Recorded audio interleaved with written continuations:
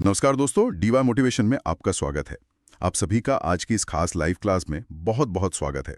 आज का हमारा ये डीप डाइव सेशन भारतीय इतिहास के एक ऐसे पन्ने को पलटने जा रहा है जो अक्सर मोटी किताबों के बीच कहीं छिप जाता है। जी। और छात्रों, ये एक ऐसा विषय है जो परीक्षा के नज़रिए से बहुत ही अहम है। बिल्कुल। आज का हमारा विषय है कण्व राजवंश, जो 72 ईसा पूर्व से 28 ईसा पूर्व तक रहा। मगध का एक अनदेखा अध्याय। आप सभी अपनी स्क्रीन पर पहली स्लाइड देख सकते हैं।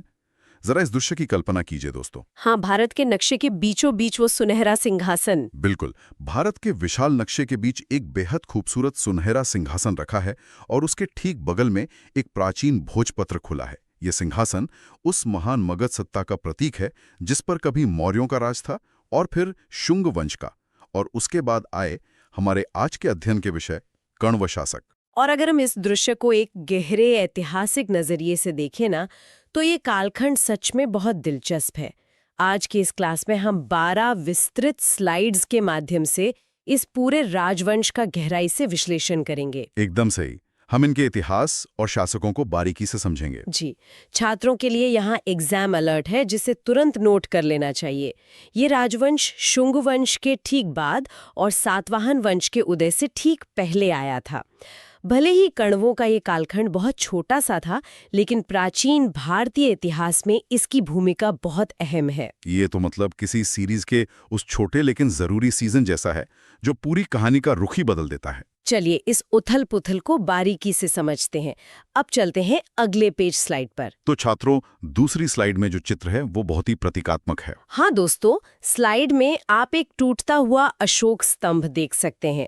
उसके ऊपर अशोक के प्रसिद्ध शेर बैठे हैं, लेकिन वो स्तंभ बीच से दरक गया है। ये छवि सत्ता के विखंडन का बहुत ही सटीक दृश्य है। बिल्कुल, 72 ईसा पूर्व के इस दौर में मगध की शान बिखर रही थी। और यहाँ सबसे दिलचस्प बात यह है कि ये राजनीतिक विखंडन या सत्ता का बिखराव कोई आम रातों रात होने वाली घटना नहीं थी। मतलब मौर्यों के पतन के बाद से ही ऐसा होने लगा था। जी, शुंग वंश के समय से ही मगध की महत्वाकांक्षाएं सिमटने लगी थीं और वे केवल एक क्षेत्रीय ताकत बनकर रह गए थे। कण्वों के समय तक आते आते ये स्थिति और भी गंभीर हो गई। तो क्या इसका मतलब यह है कि पूरा प्रशासन ही चरमरा गया था? एक तरह से हाँ, लेकिन एग्जाम अलॉट के नजरिए से ये काल सामरिक रूप से महत्वपूर्ण है, क्योंकि इसने स्थानीय शासन को मजबूत किया।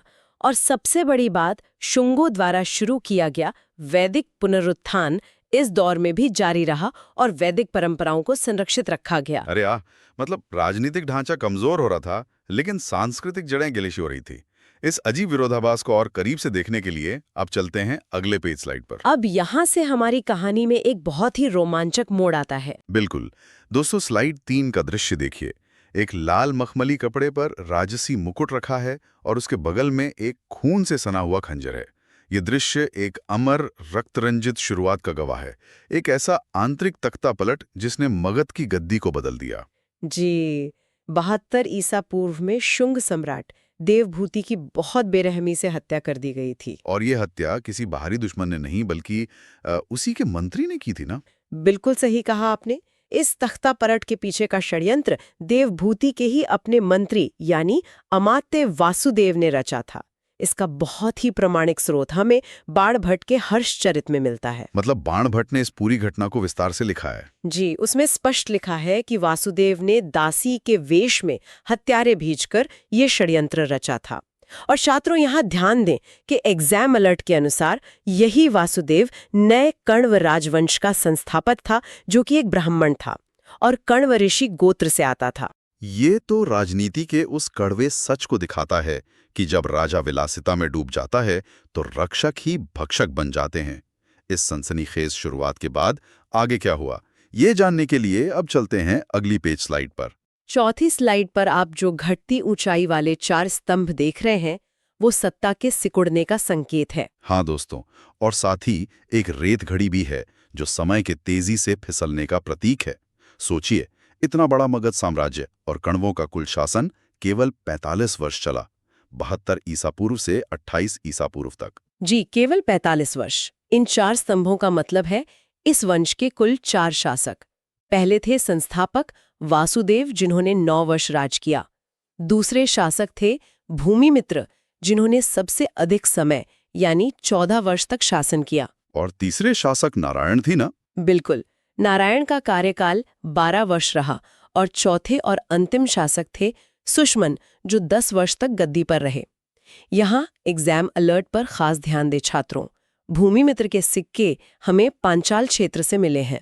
पांचाल मतलब आज के रोहिलखंड के आसपास का इलाका। जी, मगध से इतनी दूर उनके सिक्के मिलना ये दर्शाता है कि इतनी कमजोर स्थिति में भी कण्व राजाओं ने अपने प्रभाव क्षेत्र को कुछ हद तक बनाए रखने की कोशिश की थी। चाहे समय कम मिला हो, लेकिन उन्होंने अपनी छाप छोड़ने की पूरी कोशिश की।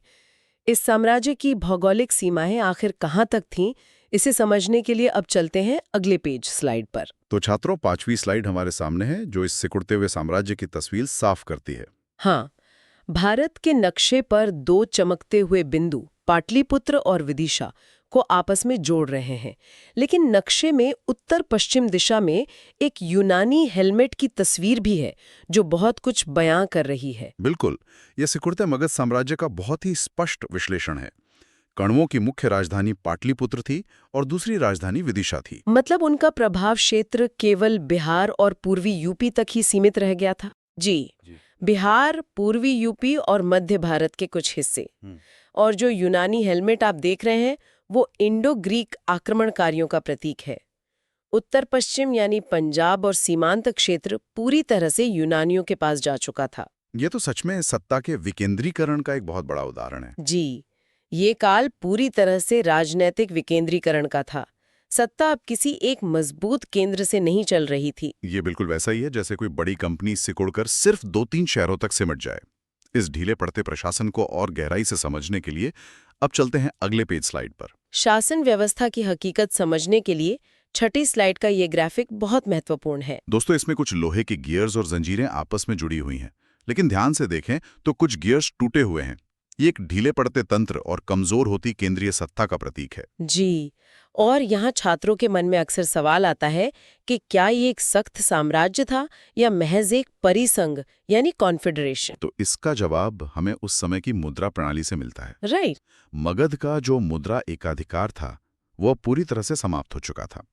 अलग अलग क्षेत्रों में अलग अलग सिक्कों का मिलना यह दर्शाता है कि क्षेत्रीय गवर्नर अब लगभग स्वतंत्र रूप से कार्य कर रहे थे। मतलब कोई एक केंद्रीय अथॉरिटी नहीं बची थी जो पूरे साम्राज्य को कंट्रोल करे। सही कहा। इसलिए कण्व शासन एक सख्त साम्राज्य न होकर एक ढीले परिसंघ की तरह था। इसका सबसे बड़ा प्रमाण है सिक्कों पर विविधता। जहां एक ओर भूमिमित्स नाम के स्थानीय शैली के सिक्के मिले, वहीं दूसरी ओर कण्वस्य नाम के राजवंश शैली के सिक्के।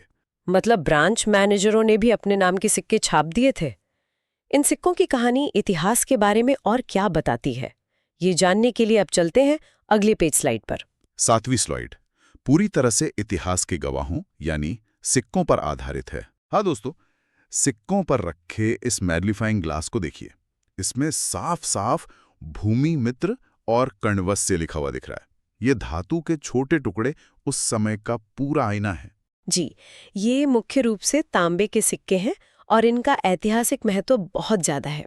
जैसा कि हमने चर्चा की, कण्वस्य सिक्के विदिशा और कौशांबी से मिले हैं, जबकि भूमिमित्र नाम पांचाल क्षेत्र के सिक्कों पर अंकित है। और इन सिक्कों पर कुछ धार्मिक संकेत भी तो मिलते हैं ना? हाँ, यही सबसे दिलचस्प बात है। इन सिक्कों पर लकुलीश का चित्रण बहुत स्पष्ट रूप से मिलता है। लकुलीश भगवान शिव के अवतार माने जाते हैं। अरे वाह! तो इसका मतलब ये शैव धर्म के विकास का एक बहुत मजबूत संकेत है। बिल्कुल। राजा अपने सिक्कों के जरिए अपनी धार्मिक मान्यताओं का संदेश आम जनता तक पहुंचा रहे थे। समाज और धर्म की इस अनोखी जुगलबंदी को और गहराई से समझने के लिए अब चलते हैं अगले पेज स्लाइड पर। हमारी 8वीं स्लाइड संस्कृति और धर्म के इसी वैदिक पुनरुत्थान को बहुत खूबसूरती से दर्शाती है। आप सभी स्क्रीन पर देख सकते हैं दोस्तों, एक जलता हुआ हवन कुंड, ओम का पवित्र प्रतीक और पृष्ठभूमि में सांची के स्तूप की सुंदर छवि। ये एक मिले जुले समाज का बहुत ही शांत दृश्य है। जी, यह दौर ब्राह्मणवादी निरंतरता और शांतिपूर्ण सह अस्तित्व दोनों का सबसे बेहतरीन उदाहरण है।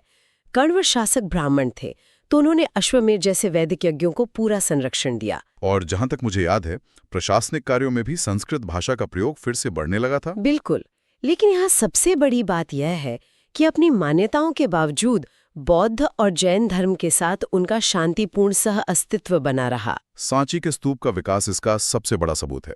जी।